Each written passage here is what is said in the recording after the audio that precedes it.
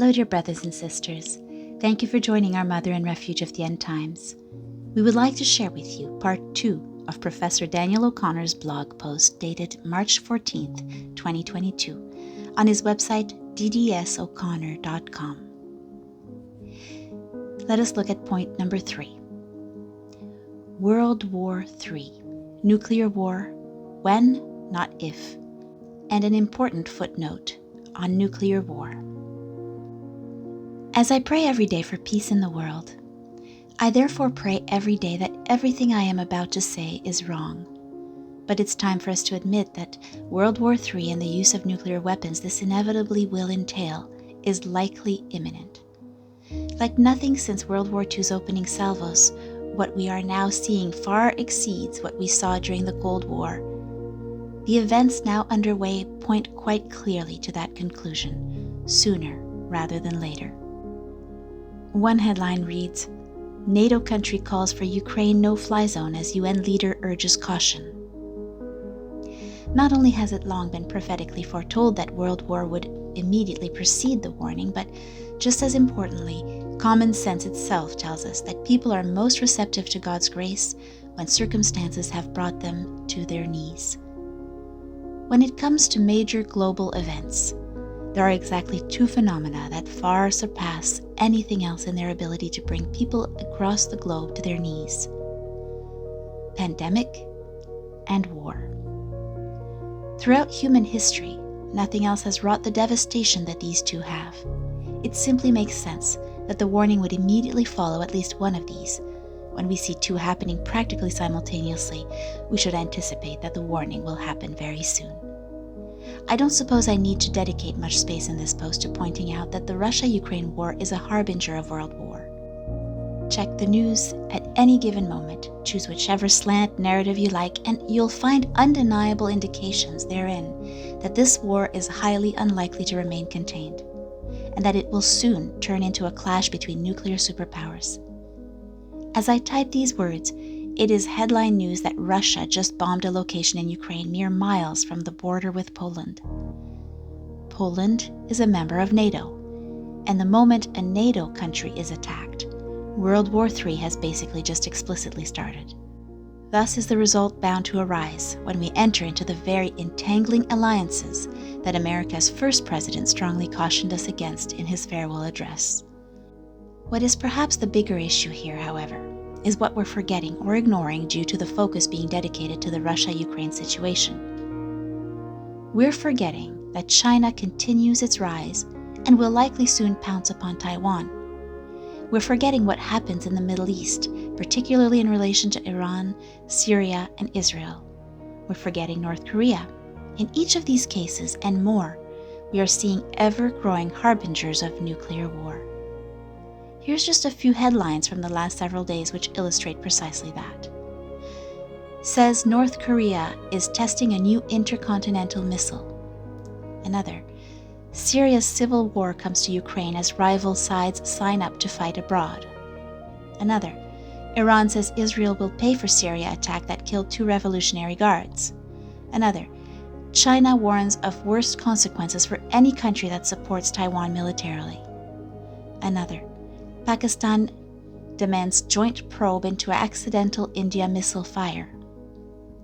Another, Iran fires missiles at Erbil U.S. consulate. Tehran, secret Israeli bases targeted. And another, Biden advisor warns China will face consequences if it helps Russia evade sanctions. I would love to see someone explain precisely how all of this will simply fizzle out and we will soon enjoy peace and tranquility on the world scene. A lengthy but important footnote on nuclear war and why you should remain at peace despite its imminence. Yes, nuclear war will likely happen, and it will be utterly horrendous and apocalyptic. But it will not entail anything remotely resembling the dystopia depicted in most post-nuclear war films and other works of fiction. There are many so-called noble lies floating around today's public discourse, created and promoted with the best of intentions. But I do not believe that any lie is noble. Therefore, I'd like to dispel this particular one here and now. For although it was crafted with the honorable motive of making us terrified of nuclear war, it is not true. Let's do a very quick, rough, and admittedly imprecise calculation that will nevertheless give us a ballpark idea of what we're dealing with here. Suppose the average nuclear weapon is 1 megaton in yield, almost 100 times more powerful than the bomb dropped on Hiroshima. That is a significant overestimate, as the most common nukes are far weaker, but I want to give the opposing view's argument every benefit of the doubt. Most people within 5 miles of the blast of a 1 megaton nuclear bomb may die. About half may die at that distance, with death rates decreasing exponentially as you proceed further from the blast epicenter. Depending upon geography and the presence of concrete structures, it's possible that far less than half of all people would die even within that radius. And remember, this is only for a very powerful 1 megaton nuke. There are less than 14,000 nuclear weapons in existence. That's 14,000 too many, but it's still only a small fraction of the number that existed from the 1960s to the 1990s. If every single one of the close to 14,000 weapons was used, which would never come close to happening, the chaos of nuclear war breaking out would quickly entail the destruction of many, if not most, of the existing nuclear warheads by opposing nations before they could be used, though indeed many would be used, which is not to mention the doubtless large number of soldiers who would honorably simply refuse to deploy a nuclear weapon upon innocent civilian populations. This could at worst cause the destruction of about 1 million square miles. In reality, only a fraction of the weapons would be successfully used. The average nuke is far less powerful than a 1 megaton, and there would be much overlap in areas targeted by them. So we're actually looking at far less than 1 million square miles destroyed, probably only a small fraction. Russia alone is over 6 million square miles. The Earth contains almost 58 million square miles of land and another 140 million square miles of water. In other words, even in the worst possible case scenario, which we will never see anything close to, all of the world's nukes together couldn't destroy more than 2% of the Earth's land. I do not know where the bald-faced lie came from that we have enough nuclear warheads today to completely flatten and destroy the entire surface of the Earth several times over. Bring up the possibility of nuclear war in just about any type of company, and you're likely to hear at least one person solemnly pronounce this pseudo-fact. That assertion is orders of magnitude separated from reality and has no basis in fact.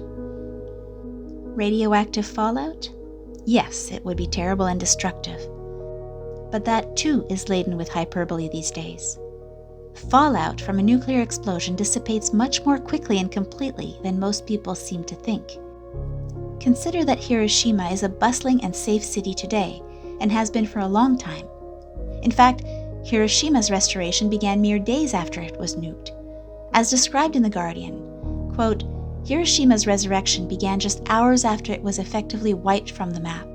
The lights came back on in the Ujina area on 7th of August, and around Hiroshima railway station a day later. Power was restored to 30% of homes that had escaped fire damage, and to all households by the end of November 1945. Many of today's nukes, being fusion-based instead of fission-based, are also actually cleaner than the older 100% fission atom bombs. Thus, their fallout would not be as severe, though their blast radius would be larger and more thoroughly destroyed. Nuclear winter? Think again. The idea of nuclear winter dooming the Earth to resemble something out of Dante's Inferno for decades after a nuclear war is also a complete fiction fabricated and popularized by, among others, the atheist scientist Carl Sagan. There is and will be no such thing. The computer simulations of late that have assured us that nuclear war would entail nuclear winter are run off of the same climate modeling software architectures that told us the world would have ended thanks to global warming decades ago.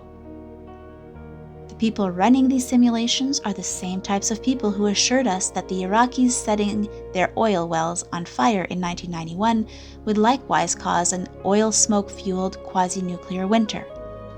Not only was there no such winter, there wasn't any effect on global climate. A simple volcano or major wildfire spews far more solar ray blocking sediment into the atmosphere than even a large number of our most powerful nuclear weapons could. Moreover, from the perspective of alleged nuclear winter, a nuclear test is no different than a nuclear attack. Throughout the latter half of the 20th century, nations throughout the world tested no fewer than 510 megatons worth of nuclear weaponry. A not at all insignificant portion of the entire world's present nuclear arsenal. The impact of this nuclear testing on global climate? Zero. And there is also scarcely any fallout left to speak of from that huge number of nuclear tests. The world is a much bigger thing, and the machinations of man a much smaller thing than arrogant modern minds tend to recognize or at least admit. Mankind couldn't cause a severe global climate shift if every person on the planet dedicated himself to precisely that end, even using all possible means. Enough with this lengthy footnote. I write it not to inspire a flippant attitude regarding nuclear war. It will likely be among the most destructive events in world history since the flood itself. We must pray and fast with great fervor to mitigate it, and if possible, avert it. I write this rather to give you peace, as it becomes more and more obvious with each passing day that we are indeed on the path to nuclear conflict. When that happens, you must know that it is not the end of the world, nor is it the end of civilization. It is just another stage in the purification, which will prepare the world for the era of peace. Brothers and sisters, please join us again for part 3 of this article, in which we will discuss point number 4, the Synod on Synodality and the Great Apostasy. May God bless you and keep you.